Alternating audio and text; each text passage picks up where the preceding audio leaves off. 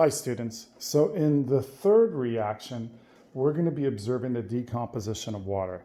And that requires some energy. So this is where we ask you to actually get your own 9-volt battery. So you'll need your 9-volt.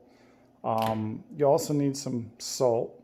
And you should always be using your deionized water for any reaction that requires water to be involved. So whether it's dissolving something or in this case just using the water, you should be using your deionized water. Now if you're just boiling something in a beaker and you're going to put a test tube in the hot bath, you can use tap water. When you're also doing your glassware cleanup, use tap water and soap, wash your glassware. Make sure to do 3 rinses to get all the suds, but your last and final rinse should be with distilled water. I just keep it in my wash bottle, that way I have it. But what you're going to do is you're essentially going to fill up this 100 milliliter beaker, and if you don't want to squeeze it out, you can even just remove the cap, fill it, and you want to make sure that you have enough in there that you're going to have the 9-volt battery completely submerged. Okay, so we're going to go ahead and set that in there. The other thing is you're supposed to use roughly, what is it? Let me take a look.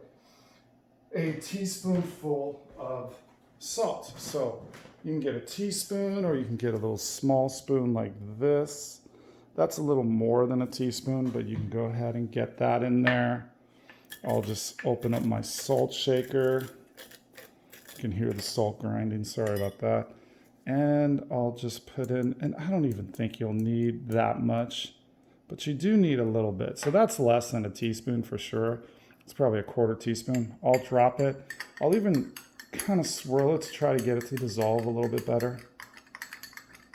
Make sure that it's in there. We can see that the salt, there's some still at the bottom, probably just because I'm not swirling it fast enough, but it will dissolve as I increase the collisions. And actually, you may not see it now, but the salt is gone with a little bit of stirring because it's soluble.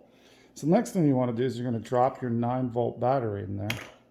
You want to make sure that it is submerged, and you want to take a look, and you want to record what you see. So when you look at your 9-volt, right, you see what? Evidence of a chemical reaction. And what is the evidence of a chemical reaction?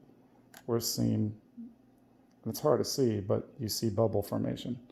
And notice, there's an anode and a cathode. So take a look at that and record which one where the battery is actually producing faster rate of bubble formation.